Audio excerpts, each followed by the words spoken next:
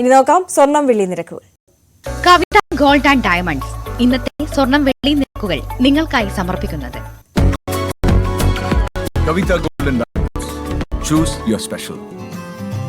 സ്വർണം 22 ക്യാരറ്റ് ഗ്രാമിന് 7060 രൂപ, പവന് 56,480 രൂപ. സ്വർണം 18 ക്യാരറ്റ് ഗ്രാമിന് 5870 രൂപ, പവന് 46,960 രൂപ. വെള്ളി ഗ്രാമിന് 100 രൂപ, കിലോഗ്രാമിന് 1,00,000 രൂപ. കവിത ഗോൾഡ് ആൻഡ് ഡയമണ്ട്സ് ഇന്നത്തെ സ്വർണം വെള്ളി നിരക്കുകൾ നിങ്ങൾക്കായി സമർപ്പിക്കുന്നത് Kavitha gold and diamonds. Choose your special. സകലമാന കേരളം പൂർണ്ണമാകുന്നു. ഇടവേളയ്ക്ക് ശേഷം കാണാം ഫാസ്റ്റ് ന്യൂസ്. അനുശ്രീ എത്തും. നമസ്കാരം.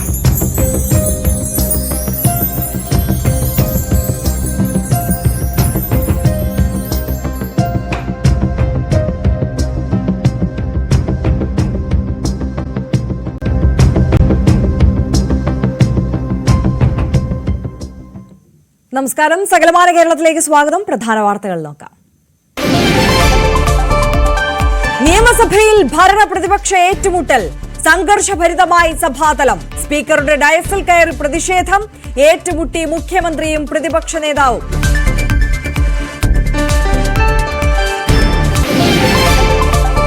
വ്യത്യസ്ത വാഹനാപകടങ്ങളിൽ 3 മരണം. കിളിമാനൂരിൽ മിനി ലോറിക്ക് പിന്നിൽ ബൈക്കിടിച്ച് 2 യുവാക്കൾക്ക് ദാരുണാന്ത്യം. പുനലൂർ പത്തനാപുരം പാതയിലെ അപകടത്തിൽ 1 മരണം.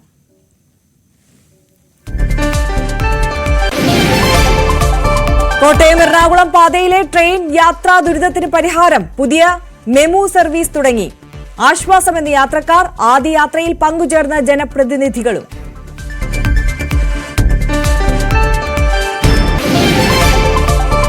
പാറമേക്കാവ് ക്ഷേത്രത്തിലെ അഗ്രശാലയിൽ തീപിടുത്തം. തീ നിയന്ത്രണ വിധേയമായത് ഏറെ നേരത്തെ പരിശ്രമത്തിനൊടുവിൽ.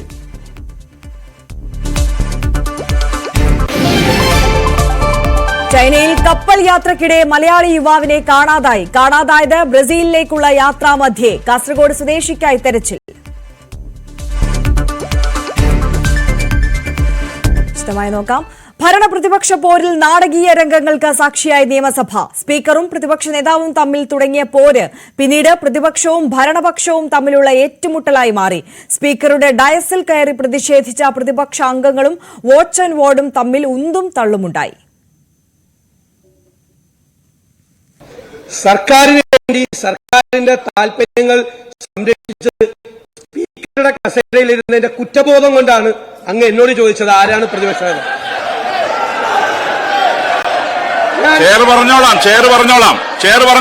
I register my strong protest. There is an impropriety in your question. There is an impropriety. സ്പീക്കറുടെ കസേരയിൽ ഇരുന്നുകൊണ്ട് അങ്ങ് പ്രതിപക്ഷ നേതാവ് ആരാണ് എന്ന് ചോദിച്ചത് അങ്ങയുടെ പക്വതയില്ലായ്മയോട് തെളിയിക്കുന്നത് എന്ന് പറയേണ്ടി വന്നതിൽ എനിക്ക് ദുഃഖമുണ്ട്. ഇവിടെ ഞങ്ങൾ അങ്ങ് ഒരിക്കലും ചോദിക്കാൻ പാടില്ലാത്ത ഒരു സ്പീക്കറും ആ കസേരയിൽ നിന്ന് ചോദിക്കാത്ത ചോദ്യമാണ് ചോദിച്ചത്. സ്പീക്കർ പദവിക്ക് അപമാനകരമായ ചോദ്യമാണ് അങ്ങ് ഉന്നയിച്ചത്. ഇവിടെ അങ്ങ് കൂട്ടുകയാണ്. ഈ സർക്കാരിന്റെ എല്ലാ വൃത്തികേടുകൾക്കും കൂട്ടുനിന്ന് പ്രതിപക്ഷത്തിന്റെ അവകാശങ്ങളാണ് അങ്ങ് ഹനിച്ചത്. സാർ, അതുകൊണ്ട് ഞങ്ങൾ ഈ ചോദ്യോത്തര വേള ഞങ്ങൾ പ്ലീസ് ഒന്ന് കേൾക്കണം ബഹുമാനപ്പെട്ട പ്രതിപക്ഷ നേതാവ്. ഏതായാലും ഫ്ലോറിൽ ഡോക്യുമെന്റ് ചെയ്യേണ്ടതാണല്ലോ. ചെയർ പറയാം. Yes sir. ആരാണ് പ്രതിപക്ഷ നേതാവെന്ന സ്പീക്കറുടെ പരാമർശവും നിലവാരമില്ലാത്ത പ്രതിപക്ഷ നേതാവാണെന്ന് പല ഘട്ടങ്ങളിലായി വി.ഡി. സതീശൻ തെളിയിച്ചതായുള്ള മുഖ്യമന്ത്രിയുടെ പരാമർശവുമാണ് പ്രതിപക്ഷത്തെ ചൊടിപ്പിച്ചത്. ശ്രീമതി ശാന്തകുമാരിക്ക് ബഹുമാനപ്പെട്ട ജലവകുപ്പ് മന്ത്രി. സർ, സർക്കാരിന് ഇത്തരം കാര്യങ്ങളിൽ ഒന്നും മറച്ചുവെക്കാനില്ല. ഇവിടെ ബോധപൂർവം സർക്കാരിനെ കൂടി ആക്ഷേപിക്കുന്നതിന് വേണ്ടിയാണ് ഈ ഒരു പ്രശ്നം ഉന്നയിച്ചതെന്നാണ് കാണുന്നത്. ഇത് സ്പീക്കറുടെ ഡിസ്കഷനിൽ പവറിൽപ്പെട്ടതാണ്. സ്പീക്കറിനെതിരെ ഇത്തരത്തിലുള്ള ഒരു നിലപാട് സ്വീകരിക്കുന്നത് ആരോഗ്യകരമായ ഒരു പ്രവർത്തനത്തിൽ പെട്ടതല്ല എന്നത് പ്രതിപക്ഷം മനസ്സിലാക്കുമെന്നാണ് കരുതുന്നത്. ഗവൺമെന്റിനെ ആക്ഷേപിക്കാൻ ഇത്തരത്തിൽ സ്പീക്കറെയും കൂടി ഉപയോഗിച്ചുകൊണ്ട് പുറപ്പെടുന്നത് ഒരു നല്ല കീഴ്വഴക്കമല്ല എന്നത് മനസ്സിലാക്കുന്നത് നല്ലതാണ്. നിലവാരമില്ലാത്ത ഒരു പ്രതിപക്ഷ നേതാവാണ് താൻ എന്ന് അദ്ദേഹം പല ഘട്ടങ്ങളിലുള്ള നടപടികളിലൂടെ ഇവിടെ തെളിയിച്ചിട്ടുണ്ട്. സർ, അതിന്റെ പാരമ്യത, അതിന്റെ മൂർധന്യ ദശയാണ് ഇന്ന് കണ്ടത്.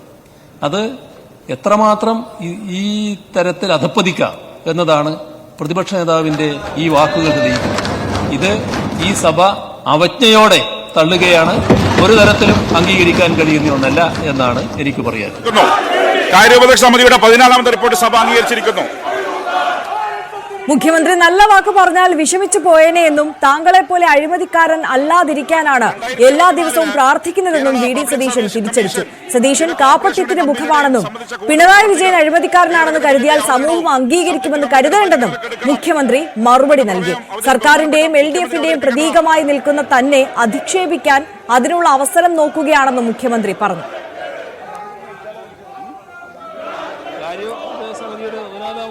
അംഗീകരിക്കണമെന്ന് ഉപക്ഷേപം ഞാൻ അവതരിപ്പിക്കുന്നു.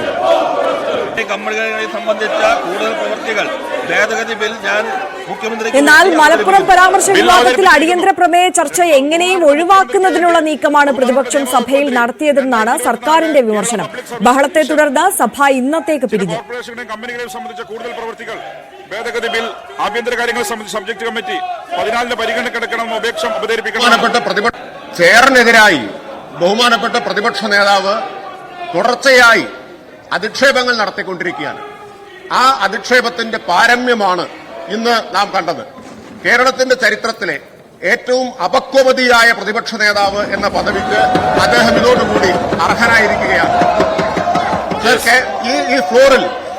ഈ ഫ്ലോറിൽ നിയമസഭയുടെ ചരിത്രം നോക്കിയാൽ ഒരു പ്രതിപക്ഷ നേതാവും ചെയറിനെ ഇതുപോലെ അധിക്ഷേപിച്ചതായിട്ട് നമുക്ക് കാണാൻ കഴിയില്ല. അങ്ങ് ശക്തൻ കൗൾ ഉദ്ധരിച്ചുകൊണ്ടാണ് അങ്ങയുടെ ഡിസ്ക്രിഷണറി റൈറ്റിനെ കുറിച്ച് ഒരു ചോദ്യത്തിന്റെ അഡ്മിസിബിലിറ്റി സംബന്ധിച്ച് ശക്തൻ കൗൾ ഉദ്ധരിച്ചുകൊണ്ട് ഇവിടെ വ്യക്തമാക്കുകയുണ്ടായി. ഏറ്റവും ആധികാരികമായിട്ടുള്ള പാർലമെന്ററി പ്രാക്ടീസ് സംബന്ധിച്ച അവസാന വാക്ക് ശക്തൻ കൗളാണ്. ബഹുമാനപ്പെട്ട പ്രതിപക്ഷ നേതാവ് ശക്തൻ കൗളിന് മുകളിൽ തന്നെ സ്വയം പ്രതിഷ്ഠിച്ചിരിക്കുകയാണ്. ആ പ്രതിപക്ഷ നേതാവിന്റെ അഹന്തയും അപക്വമായിട്ടുള്ള പെരുമാറ്റവും ഈ സഭയുടെ അന്തസ്സിനെ ഹനിക്കുന്നതാണ് എന്ന് ചൂണ്ടിക്കാണിക്കാൻ ആഗ്രഹിക്കുകയാണ്. മൈക്ക് തരണമെങ്കിൽ ആളുകൾ അങ്ങോട്ട് ഇരുത്തിക്കണം. നിങ്ങളുടെ അംഗങ്ങൾ അങ്ങോട്ട് ഇരുത്തിച്ചാൽ മൈക്ക് തരും. അല്ല, ഭീഷണിയൊന്നുമില്ല. ഒരു ക്വസ്റ്റ്യൻ അവർ പോലും നടത്താൻ വിടില്ല എന്ന് പറഞ്ഞാൽ അത് പ്യൂർലി അൺഫെയർ ആണ്. ക്വസ്റ്റ്യൻ അവർ പോലും നടത്താൻ വിടില്ല എന്ന് പറഞ്ഞാൽ പ്യൂർലി അൺഫെയർ ആണ്. It's purely unfair. ഞാൻ വളരെ ക്ലിയർ ആയി ചെയർ പറഞ്ഞു എന്തുകൊണ്ടാണ് ക്വസ്റ്റ്യൻ ഡിനൈ ചെയ്തത്. അത് പറഞ്ഞു ഫ്ലോറിൽ. Tell them to go and take the seat. അവിടെ പോയിരിക്കാൻ പറ. ഇതിനകത്ത് ചെയർ നൽകുന്നതാണ്. നിങ്ങൾ അവിടെ പോയിരുന്നാൽ തരും. ആരാണ് ലീഡർ? ആരാണ്? ഒരുപാട് ലീഡറുണ്ട് ഒപ്പോസിഷന്. ആരാണ് ഒപ്പോസിഷൻ ലീഡർ? ആരാ പറ. ഇതില് ബഹുമാനപ്പെട്ട പ്രതിപക്ഷ നേതാവിൽ നിന്നുണ്ടായ പരാമർശം തീർത്തും നിർഭാഗ്യകരമാണ്. പ്രതിപക്ഷ നേതാവ് പ്രസംഗിക്കാൻ വേണ്ടി എഴുന്നേറ്റപ്പം ചെയർ മൈക്ക് നൽകി. അദ്ദേഹത്തിന്റെ അംഗങ്ങളോട് തിരിച്ച് ചെയറിലേക്ക് പോകാൻ ആവശ്യപ്പെടുകയും ചെയ്തു. അദ്ദേഹത്തിന്റെ ഏതാണ്ട് എല്ലാ അംഗങ്ങളും പോയപ്പോഴും ശ്രീ മാത്യു കോയൽനാട് ഇവിടെ നിന്ന് ബഹളം വെച്ചു. അതുകൊണ്ടാണ് അത്തരമൊരു ചോദ്യം ബഹുമാനപ്പെട്ട പ്രതിപക്ഷ നേതാവിന് ചോദിക്കേണ്ടി വന്നത്. കാരണം പ്രതിപക്ഷ നേതൃത്വം നയിക്കുന്ന പ്രതിപക്ഷ നേതാവ് പറഞ്ഞിട്ട് പോലും ഒരംഗം ഇവിടെ നിന്ന് ചെയറിന് അഭിമുഖമായി നിന്ന് ബഹളം വെച്ചപ്പോഴാണ് അത്തരമൊരു ചോദ്യം ചോദിച്ചത്. പ്രതിപക്ഷ നേതാവ് ചെയറിനെതിരെ നടത്തിയ ഒരു പരാമർശവും സഭാരേഖയിൽ ഉണ്ടായിരിക്കുന്നതല്ല. വി അരുൺ കൂടുതൽ വിവരങ്ങളുമായി ചേരുകയാണ്. അരുൺ, ഭരണ പ്രതിപക്ഷ പോരിൽ നാടകീയ രംഗങ്ങൾക്കാണ് ഇത് സഭ സാക്ഷ്യം വഹിച്ചത്. ഇന്ന് സഭയിൽ നടന്നത് എന്തൊക്കെ? സമഗ്രമായ വിവരം. രാവിലെ ചോദ്യോത്തരവേളയിൽ തന്നെ പ്രതിപക്ഷ പ്രതിഷേധം തുടങ്ങിയിരുന്നു. അവിടെ ആ പ്രതിപക്ഷത്തിന്റെ ലക്ഷത്തിലേക്ക് 41 ചോദ്യങ്ങൾ ഒഴിവാക്കിയെന്ന നേരത്തെ സ്പീക്കർക്ക് നൽകി ഇന്ന് പ്രതിപക്ഷം ഉന്നയിച്ചു. എന്നാൽ ചട്ടവിരുദ്ധമായി ഒന്നും ഒഴിവാക്കിയില്ല എന്ന് പറഞ്ഞ് സ്പീക്കർ കാര്യങ്ങൾ വിശദീകരിച്ചു. എന്നാൽ അത് പ്രതിപക്ഷം അനുസരിച്ചില്ല എന്നതിന് പ്രതിപക്ഷം നടത്തുന്നത് തുടങ്ങി പ്രതിഷേധം തുറന്നു.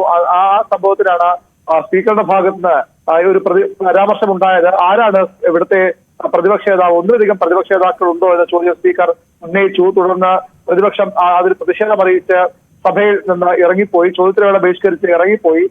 പിന്നീട് അവർ തിരിച്ചു വന്ന് റൂൾ 50 അനുസരിച്ചുള്ള നോട്ടീസ് നൽകി. അത് അടിയന്തരമായി പരിഗണിക്കാമെന്ന് മുഖ്യമന്ത്രി പറഞ്ഞു. അത് പ്രതിപക്ഷം പ്രതീക്ഷിച്ച നീക്കമായിരുന്നില്ല. അങ്ങനെ മുഖ്യമന്ത്രി നോട്ടീസ് പരിഗണിക്കാമെന്ന് പറഞ്ഞെങ്കിലും നേരത്തെയുള്ള വിഷയങ്ങളുടെ പേരിൽ പ്രതിപക്ഷ നേതാവിനെ അപമാനിച്ചു എന്ന വിഷയം ഉയർത്തി പ്രതിപക്ഷ പ്രതിഷേധം സഭയിൽ തുടർന്നു. ഇതിനിടയിലാണ് മറ്റു നടപടികളുമായി അടക്കമുള്ള നടപടികളുമായി സർക്കാർ മുന്നോട്ട് പോയത്. 10:32 പ്രതിപക്ഷ അംഗങ്ങൾ സഭയുടെ നടുത്തളത്തിലിറങ്ങുകയും സ്പീക്കറുടെ മുഖം മറച്ചുകൊണ്ട് ബാനർ ഉയർത്തി പ്രതിഷേധിക്കുകയും ചെയ്തു. അപ്പോൾ മുഖ്യമന്ത്രി ഇടപെടുകയും ഇങ്ങനെയുള്ള പ്രതിഷേധം അനുവദിക്കാനാകില്ല, ഇത് ഇങ്ങനെ മുന്നോട്ട് പോകാനാകില്ല നിലപാടെടുത്തു. അപ്പോഴും പ്രതിപക്ഷ പ്രതിഷേധം തുടർന്നു. നമുക്ക് ഈ സഭാ ടി വി ദൃശ്യങ്ങളിൽ വ്യക്തമായി കാണാവുന്നത് 10:34 ആകുമ്പോഴേക്കും IC Balakrishnan, Anwar, Manjush MLA, AK Ashraf തുടങ്ങിയവർ ഈ ഡയസിന് താഴെ പടിയിൽ നിന്ന് പ്രതിഷേധിക്കുകയായിരുന്നു. ഉടൻ തന്നെ മാറ്റുകൊള്ളതാണ് 10:34 ആകുമ്പോൾ മുകളിലേക്ക് ഒരു പടി കൂടി കയറി മുകളിലേക്ക് വന്നപ്പോൾ വാസൻവാർഡ് ഒരാൾ മാർഷൽ അവർക്ക് മുന്നിലായി മുകളിലേക്ക് കയറാതെ നിലയുറപ്പിച്ചിട്ടുണ്ട്, തടയാനെ നിലയുറപ്പിച്ചിട്ടുണ്ടായിരുന്നു. പെട്ടെന്ന് 10:34 കഴിയുമ്പോഴേക്കും മാറ്റുകൊള്ളൻ താഴേക്ക് പ്രതിപക്ഷ ബെഞ്ചുകളിലേക്ക് നോക്കുന്നു. അവിടെ നിന്ന് എന്തോ സന്ദേശം ലഭിച്ചു എന്നത് മനസ്സിലായിക്കൊണ്ട് മാറ്റുകുഴനാടൻ എന്താണ് എന്ന് ചോദിച്ചുകൊണ്ട് പെട്ടെന്ന് മാർഷലിന്റെ പുറകിലൂടെ സ്പീക്കറുടെ ഡയസിന് പുറകിലേക്ക് കടന്നു കയറാൻ ശ്രമിച്ചു. അതിനിടെ IC ബാലകൃഷ്ണനും M വിൻസെന്റും അടക്കമുള്ളവരും ഈ സ്പീക്കർ ഡയസിന് സമീപത്തേക്ക് എത്തി. അവരെ IC ബാലകൃഷ്ണനും മാറ്റുകുഴനാടൻ, IC ബാലകൃഷ്ണൻ, വാർത്താൻവാർഡ് അംഗങ്ങളുമായി അവിടെ പിടിവലി ഉണ്ടാകുന്നു. അവിടേക്ക് CR മഹേഷും കടന്നു വരാൻ ശ്രമിക്കുന്നു. CR മഹേഷുണ്ട്, നജീബ് കാന്തപുരം അടക്കമുള്ള ആളുകളും അവിടെയുണ്ട്. അവർ വാർത്താൻവാർഡും MLA മാരുമായുള്ള ഉന്തും തള്ളുമാകുന്നു. ആ സമയം മുഖ്യമന്ത്രി മറുപടി പറയുകയാണ്. V ശിവൻകുട്ടി MLA സീറ്റിൽ നിന്നീറ്റ് പുറത്തേക്ക് വരാൻ ശ്രമിക്കുന്നു. മുഖ്യമന്ത്രി അദ്ദേഹത്തെ തടഞ്ഞ് തിരിച്ചയക്കുന്ന ദൃശ്യങ്ങളിൽ വ്യക്തമാണ്. പിന്നീടാണ് ഈ സംഘർഷാത്മകമായ രംഗങ്ങൾ ഉണ്ടാകുന്നത്. അവിടെ നിന്ന് സഭാ നടപടികൾ നടത്തിക്കൊണ്ടുപോകാൻ കഴിയാത്തൊരു സാഹചര്യമാകുകയും സഭ നിർത്തിവെക്കുകയാണ് എന്ന് പറയുകയും ചെയ്തത്. വാർത്താൻവാർഡും പ്രതിപക്ഷ MLA മാരുമായി സ്പീക്കറുടെ ഡയസിന് സമീപം, ഡയസിന് അകത്തു വെച്ച് തന്നെ ഒന്നും തള്ളുമുണ്ടായി. പിന്നീട് 10:37 കൂടുതൽ വാർത്താൻവാർഡ് അവിടെ എത്തുകയും MLA മാരെ തടയുകയുമായിരുന്നു. അപ്പോൾ താഴെയും ശക്തമായ മുദ്രാവാക്യം വിളികളുണ്ടായി. ഇതിനിടെയാണ് നടപടികൾ പൂർത്തിയാക്കി സഭ പിരിഞ്ഞത്. അതിശക്തമായ വാക്കേറ്റവും വാർത്താൻവാർഡും പ്രതിപക്ഷ MLA മാരുമായുള്ള കയ്യേറ്റത്തിലേക്കും അല്ലെങ്കിൽ അവരെ തടയാനുള്ള ശ്രമവും ഉണ്ടായി. അങ്ങനെയാണ് സഭാ നടപടികൾ ഇന്ന് തടസ്സപ്പെടുകയും സഭ ഇന്നത്തേക്ക് പിരിയുകയും ചെയ്തത്. സത്യസാധാരണ സാഹചര്യം ഉണ്ടായിരിക്കുന്നു. നേരത്തെ UDF കാലത്ത് വാർത്താൻവാർഡും അന്നത്തെ പ്രതിപക്ഷ അംഗങ്ങളുമായി, അന്നത്തെ UDF അംഗങ്ങളുമായി അന്നത്തെ പ്രതിപക്ഷവുമായി ഉണ്ടായ സമാനമായ രംഗങ്ങൾ ഇന്നും സഭയിലുണ്ടായി. വാർത്താൻവാർഡിന്റെ ഇടപെടലിലാണ് ഒരു പരിധിവരെ കൂടുതൽ അംഗങ്ങൾ വാർത്താൻവാർഡ് എത്തിയാണ് പ്രതിപക്ഷ MLA മാരെ ഡയസിൽ നിന്ന് കൂടുതൽ കയറുന്നത് തടഞ്ഞത്. ഏതായാലും ഇതുവരെയും ഭരണപക്ഷം സ്പീക്കർക്ക് പരാതി നൽകിയിട്ടില്ല. ഭരണപക്ഷമാണ് ഇങ്ങനെ കയറിയ MLA മാർക്കെതിരെ നടപടി വേണമെങ്കിൽ ഭരണപക്ഷമാണ് അതിനു വേണ്ട പ്രമേയം കൊണ്ടുവരേണ്ടത്. നിലവിൽ അത്തരമൊരു പ്രമേയമോ പരാതിയോ സ്പീക്കർക്ക് ലഭിച്ചിട്ടില്ല. ശരി, VV അരുണാണ് സമഗ്രമായ വിവരങ്ങൾ നൽകിയത്. മറ്റൊരു വാർത്തയിലേക്ക്. ESA വിഷയത്തിൽ സർക്കാരിനെതിരെ കത്തോലിക്ക സഭ. കൃഷിഭൂമികളും ജനവാസ മേഖലകളും ESA പരിധിയിൽ നിന്ന് ഒഴിവാക്കണം. വിജ്ഞാപനം അടിയന്തരമായി പൂർത്തിയാക്കണം. 123 വില്ലേജുകളെ ESA വില്ലേജുകളായി പ്രഖ്യാപിക്കുന്നത് വലിയ ആശങ്ക ഉളവാക്കുന്ന കാര്യമാണ്. 10 വർഷമായി തുടരുന്ന ആശങ്കയ്ക്ക് പരിഹാരം ഉണ്ടായിട്ടില്ലെന്നും ചങ്ങനാശ്ശേരി അതിരൂപത നിയുക്ത ആർച്ച് ബിഷപ്പ് തോമസ് തറയിൽ പറഞ്ഞു. ജനങ്ങളിൽ ഒന്നും മറച്ചു വെച്ചൊരു കാര്യമില്ല. കേരളത്തിലാണെങ്കിൽ ജനസാന്ദ്രത വളരെ കൂടിയ ഒരു നാടാണ്. നമ്മുടെ ജനങ്ങൾക്ക് ഇവിടെ താമസിക്കാൻ ആവശ്യത്തിന് സ്ഥലമില്ലാത്ത സാഹചര്യത്തിൽ അതൊന്ന്. രണ്ടാമതായിട്ട് വനവിസ്തൃതി മറ്റ് സംസ്ഥാനങ്ങളെ അപേക്ഷിച്ച് വളരെ കൂടുതലാണ് കേരളത്തിൽ. വനം നമ്മുടെ കേരളത്തിന് ആവശ്യത്തിലേറെയോ ഉണ്ട്. അതുകൊണ്ട് ആ ഒരു കാര്യം കൂടെ പരിഗണിച്ചുകൊണ്ട് ജനങ്ങളുടെ ആവാസത്തെ സഹായിക്കുന്ന നിലപാടുകൾ സ്വീകരിക്കണം. അതിനുള്ള നടപടിക്രമങ്ങൾ ഉണ്ടാവണം. അതുപോലെ തയ്യാറാക്കിയിരിക്കുന്ന റിപ്പോർട്ടിന്റെ അടിസ്ഥാന തത്വങ്ങൾ, ഉദാഹരണത്തിന് ഈ 9107 റിസർവ് വനം, 123 വില്ലേജുകളിൽ കണ്ടെത്തണമെന്നൊക്കെയുള്ള അടിസ്ഥാന തത്വങ്ങളിലുള്ള പെശകുകൾ അത് പരിഹരിച്ചുകൊണ്ട് ഒരു നടപടി ഉണ്ടാവണം എന്നുള്ളതാണ് പ്രധാനമായിട്ടും ഞങ്ങൾ ആഗ്രഹിക്കുന്നത്. ഡാൻ കുര്യൻ കൂടുതൽ വിവരങ്ങൾ നൽകും. ഡാൻ, ഈ ESA വിഷയത്തിൽ സർക്കാരിനെതിരെ കത്തോലിക്ക സഭ വിമർശനം ഉന്നയിക്കുകയാണ്. അതേസമയം തന്നെ സാധാരണക്കാരായ ജനങ്ങളുടെ ആശങ്കകളും പങ്കുവെക്കുന്നു. വിശദാംശങ്ങൾ എങ്ങനെയാണ്?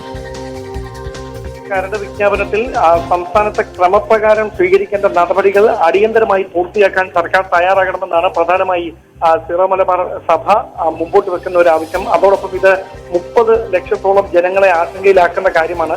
123 വില്ലേജുകളാണ് നിലവിൽ ESA പരിധിയിലുള്ളത്. ഇവയെ ഒഴിവാക്കുന്ന കാര്യത്തിൽ ഭരണ പ്രതിപക്ഷ വ്യത്യാസമില്ലാതെ എല്ലാവരും ഒന്നിച്ചാണ് സംസാരിച്ചിരുന്നത്, നിലപാടുകൾ വ്യക്തമാക്കിയിരുന്നത്. പക്ഷെ അത് നടപടികളായി വരുന്നില്ല. അതാണ് ആശങ്കപ്പെടുത്തുന്ന സാഹചര്യത്തിലേക്ക് കാര്യങ്ങൾ എത്തിച്ചിരിക്കുന്നത്. അന്തിമ വിജ്ഞാപനം കേന്ദ്ര സർക്കാർ പുറപ്പെടുവിക്കുന്നതിന് മുമ്പ് തന്നെ നിലവിൽ ഉമ്മൻ കമ്മിറ്റി റിപ്പോർട്ടിൽ പരാമർശിച്ചിരിക്കുന്ന തെറ്റുകൾ കൂടി തിരുത്താൻ തയ്യാറാകണമെന്ന പ്രധാനപ്പെട്ട ആവശ്യവും മുമ്പോട്ട് വെക്കുന്നു. അതോടൊപ്പം പ്രത്യക്ഷമായ ഒരു സമരത്തിലേക്ക് ഇനിയില്ല. സർക്കാരിനെതിരെ അങ്ങനെ ഒരു സമരത്തിന് സഭ തയ്യാറെടുക്കുന്നുമില്ല. നിരവധി പ്രതിഷേധങ്ങളും സമരങ്ങളും ഇതിനോടകം നടന്നു കഴിഞ്ഞു. ഇനിയും സമരം ചെയ്തിട്ട് എന്താണ് കാര്യമെന്നാണ് മാർ തോമസ് തറയിൽ വ്യക്തമാക്കിയത്. അതോടൊപ്പം സർക്കാരിന്റെ ശ്രദ്ധയിലേക്ക് ഈ പ്രശ്നങ്ങൾ കൊണ്ടുവന്ന് അടിയന്തരമായി ഈ കേന്ദ്ര സർക്കാരിന്റെ അന്തിമ വിജ്ഞാപനം പുറപ്പെടുവിക്കുന്നതിന് മുമ്പ് പ്രശ്ന പരിഹാരത്തിന് സംസ്ഥാന സർക്കാരിന്റെ ഭാഗത്തുനിന്ന് ഊർജിതമായ ഒരു ശ്രമം വേണമെന്ന ആവശ്യം കൂടി മുമ്പോട്ട് വെച്ചിട്ടുണ്ട്. അതോടൊപ്പം ഭരണ പ്രതിപക്ഷ വ്യത്യാസമില്ലാതെ ഈ ഒരു കാര്യത്തിന് വേണ്ടി എല്ലാവരും ഒന്നിച്ചു നിൽക്കണമെന്ന ആവശ്യവുമാണ് സീറോ മലബാർ സഭയുടെ ചങ്ങനാശ്ശേരി അതിരൂപത നിയുക്ത ആദ്യ ബിഷപ്പ് മാർ തോമസ് തറയിൽ മാധ്യമങ്ങളോട് വ്യക്തമാക്കിയിരിക്കുന്നത്. ശരി, ഡാൻ കുര്യനാണ് വിവരങ്ങൾ നൽകിയത്. പുനലൂരിൽ തെരുവുനായ ആക്രമണത്തിൽ നിരവധി പേർക്ക് പരിക്കേറ്റു. അക്രമാസക്തരായ തെരുവുനായ്ക്കൾ 4 നിരവധി പേരെ കടിച്ചു പരിക്കേൽപ്പിച്ചത്. പരിക്കേറ്റവർ പാരിപ്പള്ളി മെഡിക്കൽ കോളേജിൽ ചികിത്സ തേടി. പുനലൂർ ടൗണിൽ തെരുവുനായ ശല്യം രൂക്ഷമാണ്. 2 മാസത്തിനകം 20-ലേറെ പേരെയാണ് പുനലൂർ താലൂക്ക് ആശുപത്രിയിൽ തെരുവുനായ ആക്രമണത്തിൽ ചികിത്സയ്ക്കായി എത്തിയത്.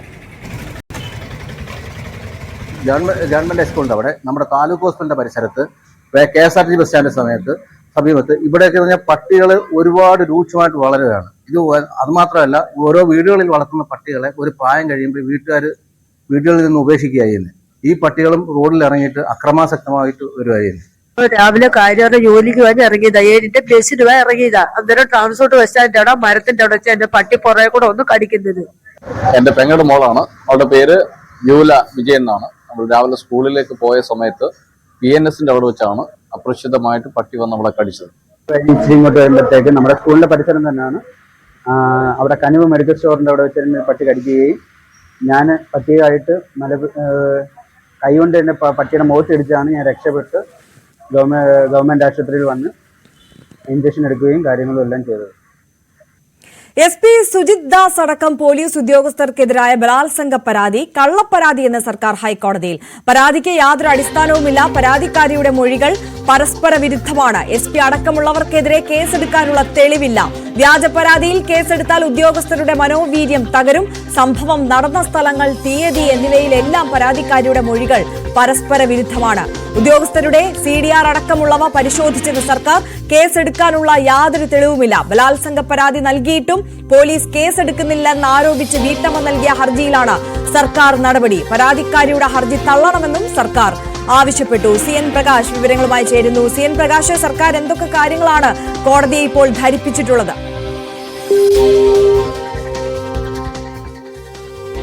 CN പ്രകാശിലേക്ക് മടങ്ങിയെത്താം. ഇപ്പോൾ SP സുജിത് ദാസ് അടക്കമുള്ള പോലീസ് ഉദ്യോഗസ്ഥർക്കെതിരായ ബലാത്സംഗ പരാതി ഇപ്പോൾ കള്ളപ്പരാതിയാണെന്ന് സർക്കാർ കോടതിയിൽ പറഞ്ഞിരിക്കുന്നു. പരാതിക്ക് യാതൊരു അടിസ്ഥാനവും ഇല്ല എന്നുള്ളതാണ് സർക്കാർ വിശദീകരിക്കുന്നത്. പരാതിക്കാരിയുടെ മൊഴികൾ പരസ്പര വിരുദ്ധമാണ്. SP അടക്കമുള്ളവർക്കെതിരെ കേസെടുക്കാനുള്ള തെളിവില്ല എന്നുള്ളതും സർക്കാർ വ്യക്തമാക്കുന്നു. വ്യാജ പരാതിയിൽ കേസെടുത്താൽ ഉദ്യോഗസ്ഥരുടെ മനോവീര്യം തകരും. അതോടൊപ്പം തന്നെ പരാതിക്കാരി ഈ സംഭവം നടന്ന സ്ഥലങ്ങൾ, തീയതി എന്നിവയെക്കുറിച്ച് പറയുന്ന കാര്യങ്ങളെല്ലാം പരസ്പര വിരുദ്ധമാണ് എന്നുള്ളതും സർക്കാർ കോടതിയിൽ പറഞ്ഞിരിക്കുന്നു. CN പ്രകാശ് ചേരുന്നു. CN പ്രകാശ്, എന്തൊക്കെ കാര്യങ്ങളാണ് സർക്കാർ കോടതിയെ ധരിപ്പിച്ചിട്ടുള്ളത്? SP സുജിത് ദാസ് അടക്കം പോലീസ് ഉദ്യോഗസ്ഥർക്കെതിരെ ബലാത്സംഗ പരാതിയിലാണ് ഈ കള്ളപ്പരാതി എന്ന് സർക്കാർ ഹൈക്കോടതിയിൽ പറഞ്ഞിട്ടുള്ളത്. പരാതിക്ക് യാതൊരു അടിസ്ഥാനവുമില്ല. പരാതിക്കാരുടെ മൊഴികൾ പരസ്പര വിരുദ്ധമാണ്. SP അടക്കം ഉള്ളവർക്കെതിരെ കേസെടുക്കാനുള്ള തെളിവില്ല എന്നും സർക്കാർ വ്യക്തമാക്കിയിട്ടുണ്ട്. വ്യാജ പരാതിയിൽ കേസെടുത്താൽ ഉദ്യോഗസ്ഥരുടെ മനോവീര്യം തകരുമെന്നും സർക്കാർ വ്യക്തമാക്കുന്നു. ഇത്തരം സംഭവങ്ങൾ നടന്ന സ്ഥലങ്ങൾ, തീയതി എന്നിവയെല്ലാം പരാതിക്കാരുടെ മൊഴിയിൽ പരസ്പര വിരുദ്ധമായിട്ടാണ് രേഖപ്പെടുത്തുന്നത്. ഉദ്യോഗസ്ഥരുടെ CDR അടക്കമുള്ളവ പരിശോധിക്കുമെന്നും സർക്കാർ കോടതിയിൽ വ്യക്തമാക്കിയിട്ടുണ്ട്. കേസെടുക്കാനുള്ള യാതൊരു തെളിവുമില്ല. ബലാത്സംഗ പരാതി നൽകിയപ്പോൾ പോലീസ് കേസെടുക്കുന്നില്ലെന്ന് ആരോപിച്ച് വീട്ടമ്മ നൽകിയ ഹർജിയിലാണ് സർക്കാരിന്റെ നടപടി. പരാതിക്കാരിയുടെ ഹർജി തള്ളണമെന്നും സർക്കാർ ആവശ്യപ്പെടുന്നു. ശരി, CN പ്രകാശാണ് വിവരങ്ങൾ നൽകിയത്. തിരുവനന്തപുരം കിളിമാനൂരിൽ മിനി ലോറിക്ക് പിന്നിൽ ഇരുചക്ര വാഹനമിടിച്ച് 2 യുവാക്കൾക്ക് ദാരുണാന്ത്യം. ഇരുചക്ര വാഹനത്തിൽ സഞ്ചരിച്ചിരുന്ന പുളിമാത്ത് സ്വദേശികളായ രഞ്ജു, അനി എന്നിവരാണ് മരിച്ചത്. MC റോഡിൽ കിളിമാനൂർ പുളിമാത്ത് പുലർച്ചെ 3 മണിയോടെയായിരുന്നു അപകടം. കനത്ത മഴയെ തുടർന്ന് റോഡ് സൈഡിൽ നിർത്തിയിട്ടിരുന്ന ലോഡ് കയറ്റിയ മിനി ലോറിയുടെ പുറകിൽ ഇരുചക്ര വാഹനം നിയന്ത്രണം വിട്ട് ഇടിക്കുകയായിരുന്നു.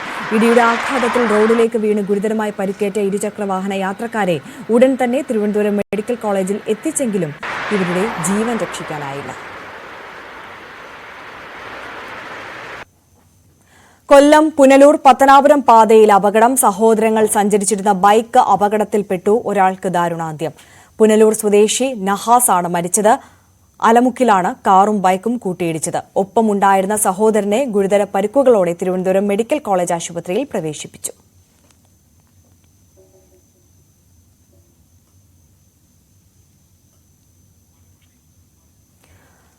മലപ്പുറത്ത് യൂത്ത് ലീഗ് മാർച്ചിൽ സംഘർഷം.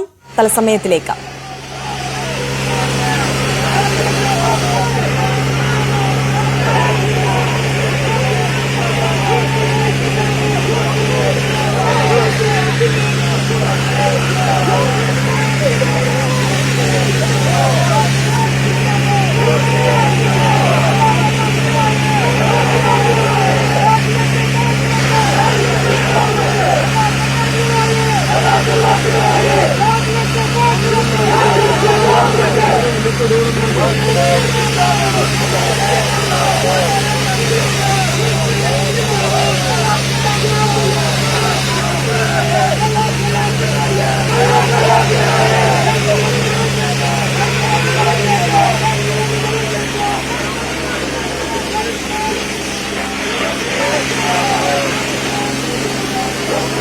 ഓഫീസിലേക്കുള്ള യൂത്ത് ലീഗിന്റെ മാർച്ചിലാണ് സംഘർഷമുണ്ടായിരിക്കുന്നത്. പോലീസ് ജലപീരങ്കി പ്രയോഗിക്കുകയാണ്. അനുമോദ് ചേരുന്നു. അനുമോദ്, അവിടെ നിന്നുള്ള വിവരങ്ങൾ.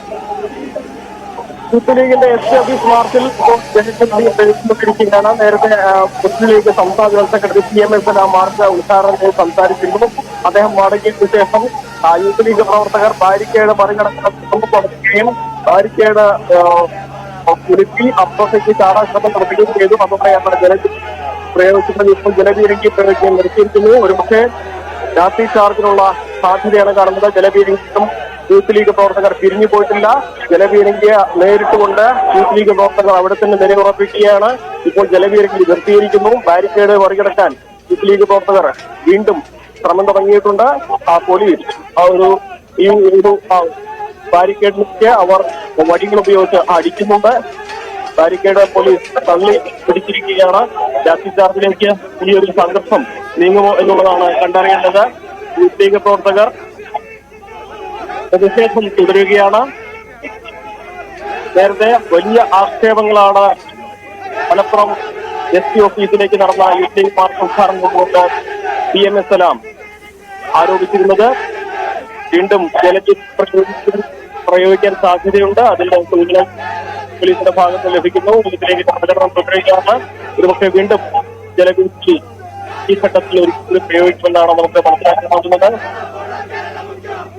ബാരിക്കേഡിന് മുന്നിൽ പ്രവർത്തകർ മുദ്രാവാക്യം വിളിച്ച് സജ്ജീകരിക്കുകയാണ്. പോലീസ് എന്തിനും സജ്ജമായി ബാരിക്കേഡിന് ഇപ്പുറം തയ്യാറായിട്ട് നിൽക്കുകയാണ്. പ്രവർത്തകരെ അറസ്റ്റ് ചെയ്തേക്കാനുള്ള ശ്രമം പോലീസിന്റെ ഭാഗത്തും ഉണ്ടാകുന്നുണ്ട്.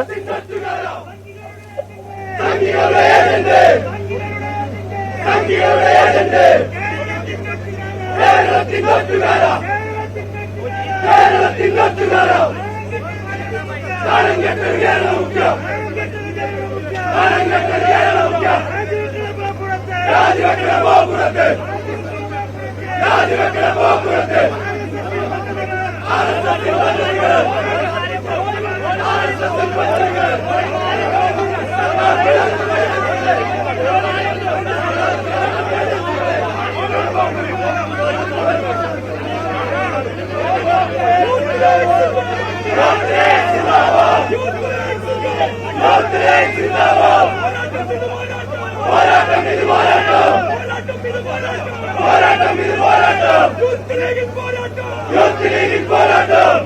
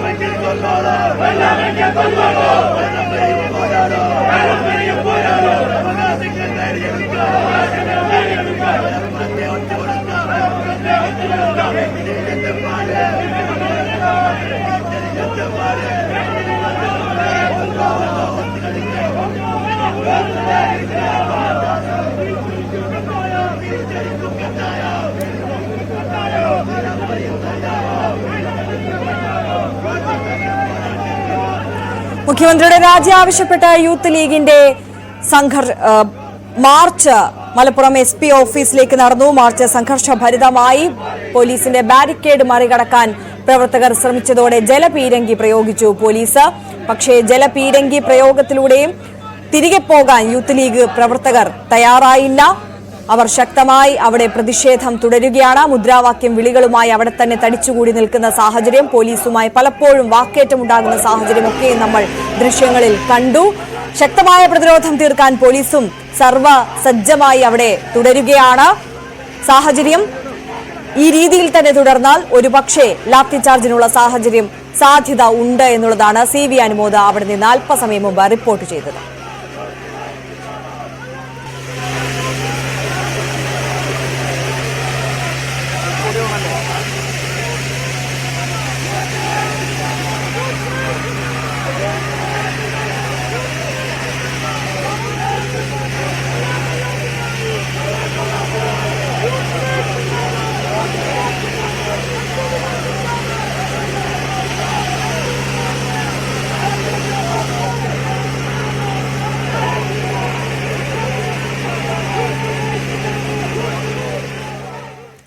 യൂത്ത് ലീഗിന്റെ പ്രതിഷേധം മലപ്പുറത്ത് തുടരുകയാണ്.